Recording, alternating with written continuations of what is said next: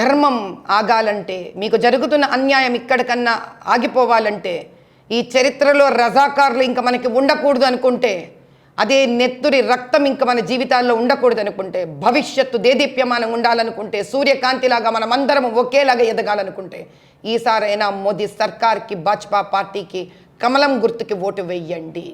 ఇక్కడతో ఈ అన్యాయాన్ని ఆపుదాం, నిర్భయంగా ఆపుదాం. మనకు ఎదిగే హక్కు ఉంది, మనకు ఉజ్వల భవిష్యత్తు కావాలి, మన పిల్లలకి సమాన హక్కులు కావాలి. ఇలాంటి వాళ్ళ చేతికి కనుక రాజ్యం ఇస్తే వాళ్ళు ఎప్పటికీ మనను ఎదగనివ్వరు. 7 ఎకరాలలో ఆస్తులు కొండలెక్కి కట్టుకుంటారు వాళ్ళు. మనని 7 అడుగులు లోపలికి తోసేస్తారు కాలితోటి. దయచేసి మీ అందరికి ఇదే విజ్ఞప్తి. రాష్ట్రం మొత్తంగా, తెలంగాణ రాష్ట్రం మొత్తంగా ఇదే నా విజ్ఞప్తి. 17 సీట్లలో మీరు విజృంభించాలి, మోదీ సర్కార్కే ఓటు వేయాలి.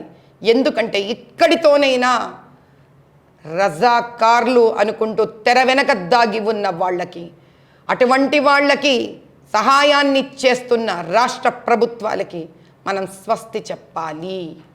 ఒక అందమైన, స్వచ్ఛమైన, శాంతియుతమైన, మనమందరం కలుసుకొని తయారు చేసే ఒక ప్రభుత్వాన్ని మనం ఆహ్వానించాలి. జై బోలో భారత్ మాతాకి జై. నిజంగా ప్రజాస్వామ్యంలో ఇలాంటి ప్రచారం చేసే వాళ్ళకు కొద్దిమంది ఆకర్షితులు అవుతారేమో కానీ వాళ్ళ భవిష్యత్తు అంధకారం. ఎందుకనంటే నేను ఒక్కటి చెప్తున్నా, మీరు అడిగినరని చెప్తున్నా మాధవీలత గారి గురించి.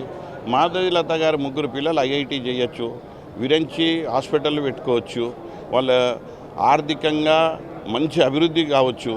మా హైదరాబాద్కి వచ్చేమో మా పిల్లలకేమో రజాకారులది భాష వినిపిస్తుంది, వాళ్ళని రెచ్చగొట్టే భాష వినిపిస్తుంది, వాళ్ళ మధ్యలో ఒక చిచ్చు పెట్టే భాష వినిపిస్తుంది.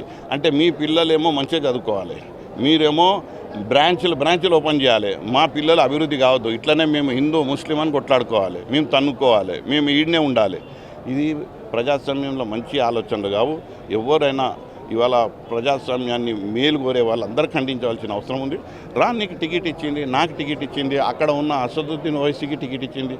అందరం ప్రజలలో పోదాం, ప్రజలలో మనం ఏం చేస్తామో చెప్పుకుందాం, మనం ఏం చేసినామో చెప్పుకుందాం, మన యొక్క నాయకత్వాన్ని చూపెడదాం. కానీ రోజు ఎలర్జీ వచ్చేటట్టు ఏంది నీ కాంట్రిబ్యూషన్ ఏందమ్మా, నీది 3 మాసాలలో వచ్చి మొత్తం రోజు ఒక లెసన్ చదివి టీవీలో కూడా చెప్తున్నందుకు నాతో రా డిబేటు.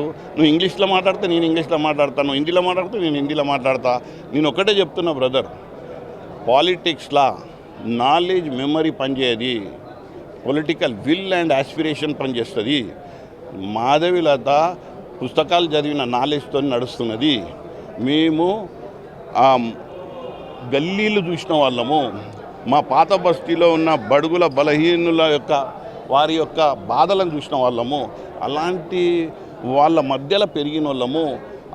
ఆ కష్టం ఏందో, ఆ నష్టం ఏందో మాకు తెలుసు. నువ్వు బంజారా హిల్స్లో ఉండేటామో నీకేం తెలుసు.